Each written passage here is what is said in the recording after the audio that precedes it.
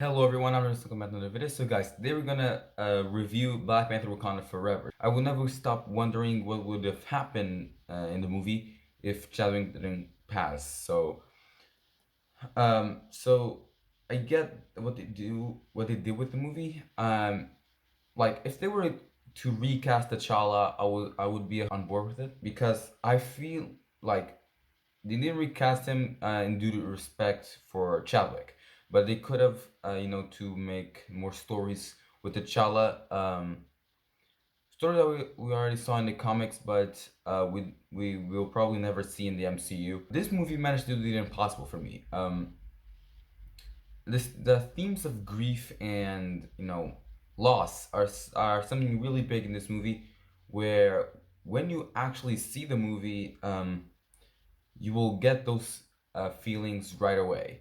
Um, I'm not going to spoilers because I just feel like doing a normal review would be better than just give out spoilers. I'll probably do spoilers in a couple of weeks, more videos explaining what happened in the movie, yada yada yada. But right from the start, you get these emotional feelings um, with mostly the actors and the acting that they did in the movie, especially Letitia Wright and Angela Bassett. Um, I think Angela Bassett should definitely get an Oscar and an award for what she did in the movie. She really gave everything out for this role. In her acting, the way she delivers lines. So I think that was probably one of the best aspects of the movie. But I'm gonna talk now about the new characters that were introduced. Ironheart was really cool. I was already pretty hyped to see her in the MCU, especially a Disney Plus series, since I was already a big fan of her from the comics. Long before she got announced to be in the MCU, there were already rumors of her getting a Disney Plus show like years ago, but they confirmed it during Disney's Investor Day meeting. I think like 2 years ago, almost. And she now appeared in Black Panther: Wakanda Forever, and I gotta say she's probably one of my favorite characters in the MCU so far. I really like her comedy, and the actress who chose Dominique Thorne was really cool in the role, and I really can't wait to see her Disney Plus series. Also, her suit, the Mark II suit, the red and blue and black suit, was really cool to see in the movie, and I really can't wait to see more of her suits in their Disney Plus show, which is coming out fall of next year, but we gotta wait. So yeah, really love Ironheart and can't wait to see more of her in the MCU. Namor or Namor, whatever. My people call me Khan, but my enemies call me Namor. You can really see where he's coming from and everything that he wants to do to protect his people, the Talcanian people. Talokan is the kingdom underwater. It's the MCU's version of Atlantis, but they did not want much similarity to Aquaman, so that's why they named it Talokan. And Namor and the Atlanteans in the movie are pretty much based out of Aztec and Mayan culture, so that's probably why they changed a couple of things there. But anyway, I really like Namor in this movie. I still find it amazing that it somehow managed to make a fishman from the 1930s with wings on his ankles look menacing and feel like a real threat in the movie, and they really succeeded at that. I really like how Ryan Coogler and the team at Marvel, I really like what they did with the movie in some scenes where they use silence, like in fight scenes and stuff. They sometimes did not use much music, much background music. They sometimes just used the raw sounds of a fight, like silence and stuff. And they sometimes really dealt into a horror aspects and more darker themes in the movie. Now we're getting onto Teacher Right. I really liked her performance in the movie. She's not the main character of the movie, which is really something I really liked in the comics in the movie as well. But I don't think it's a spoiler anymore. But Shuri is Black Panther. I think we kind of saw that coming from a mile away. But yeah, Shuri's the new Black Panther. Yada yada. So that's not really a spoiler. Like it's kind of obvious. But her time as Black Panther was really cool to see. I'm not trying to give out spoilers. I'll probably do that in another video. Who knows? But her acting, especially in emotional scenes, was really cool, especially in that post-credit scene, which I will not talk about as of now. you have to wait, see the movie to fully understand what I'm trying to give out here. Once you actually see the movie, you'll try to see what I'm trying not to give away, and yeah.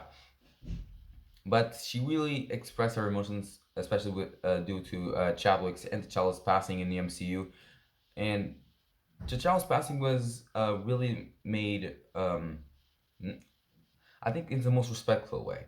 In the MCU, T'Challa passed due to an unknown disease that he got, which I really don't know what it comes from. I don't think it's heart-shaped herb. I think it probably came from something in the blip. That's what I'm thinking. Or maybe he got it after the blip. I don't know. But I'm presuming that some people got as the side effects of the blip and gained some unknown diseases.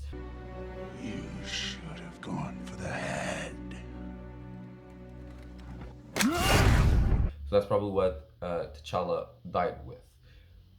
So I don't really know how to talk about more T'Challa's passing since we don't know much about it. But now we talked about positive, but now let's get into negatives.